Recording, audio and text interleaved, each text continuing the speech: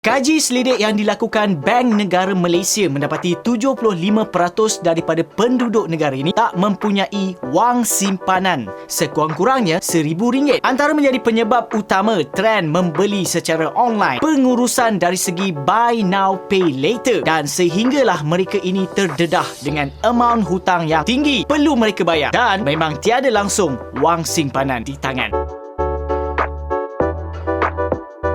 Sebelum terlambat, jom saya sharekan 8 langkah asas dalam pengurusan kewangan peribadi. Tapi sebelum tu, jangan lupa subscribe ke channel Direct Lending untuk ketahui lebih banyak tips kewangan yang santai. Yang pertama, buat formula pengurusan kewangan korang. Bahagikan pendapatan bulanan korang mengikut kategori ini. Contohnya, 50% untuk komitmen dan keperluan, 30% untuk kehendak dan 20% untuk simpanan. Sekiranya korang tak amalkan pembahagian begini, memang susah sebenarnya korang nak nampak duit itu pergi mana. Sekejap je dah habis. So korang kena tahu limitation dari segi penggunaannya. Jangan main guna je. Lepas itu bayaran bil-bil pula tak cukup pula. Tak pasal-pasal tertonggak. So kalau kita lihat 50% adalah komitmen ataupun keperluan bagi bayaran-bayaran bil yang betul-betul penting untuk korang bayar dahulu. Dan bagi 30% untuk kehendak, seperti korang nak bercuti ke, barang-barang untuk korang beli untuk self reward ke dan sebagainya. Manakala 20% untuk simpanan korang agihkan sebagai pelaburan ke ataupun sebagai kecemasan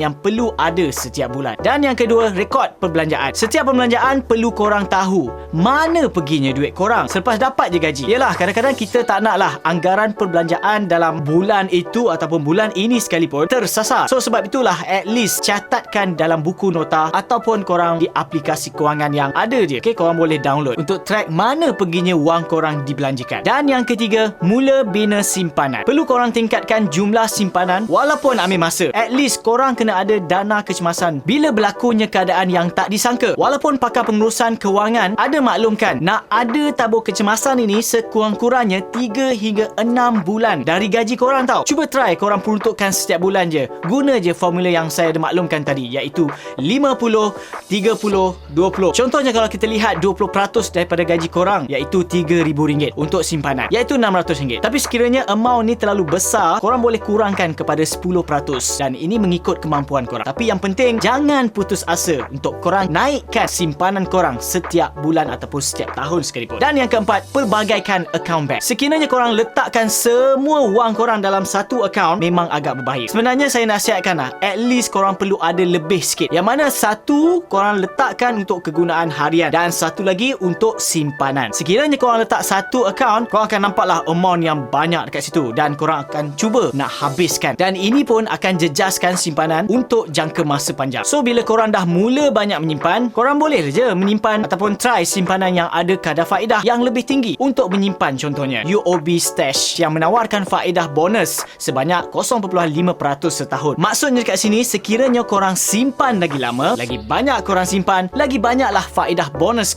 korang bakal terima. Dan yang kelima, bijak dalam bezakan keperluan versus kehendak. Biasa kita dengar perkataan ni, tapi masih lagi kita rasa kehendak itu lebih utama. Contohnya nak beli kereta, pertama kalilah korang beli, mesti ada sebab utama korang beli, menjadi satu keperluan. Cumanya bila beli kali kedua itu yang kena fikirlah. Kadang-kadang ia anggap satu kehendak pula. Yalah, kereta ni untuk pergi kerja, yang ni untuk pergi jalan-jalan. Ataupun contoh yang lain, misalnya membeli handphone, satu keperluan untuk kegunaan sosial, kerja dan sebagainya. Tetapi disebabkan kehendak, kita memilih handphone yang lebih mahal lagi. Okey, sekitar harga RM4,000 ke RM5,000. Lebih-lebih lagi korang yang dah berkeluarga. Mana nak sama dengan zaman korang bujang waktu tu. Komitmen mestilah banyak. Seimbangkan perkara yang melibatkan keperluan dan juga kehendak adalah perlu sangat-sangat. Dan yang keenam, lunaskan hutang. Dua kaedah mudah nak uruskan hutang korang, iaitu Avalanche dan juga Snowball. Teknik Avalanche ni tertumpu pada pembayaran hutang dengan kadar faedah tinggi dulu. Barulah korang fokuskan kepada kedua tertinggi dan akhirnya yang paling rendah. So korang perlu ulangkan secara keseluruhannya proses ini sehingga dapat lunaskan hutang korang. Kaedah ini akan menguntungkan korang. Sebab apa? Dengan kurangkan faedah yang di bawah dan tempoh pembayaran balik nanti.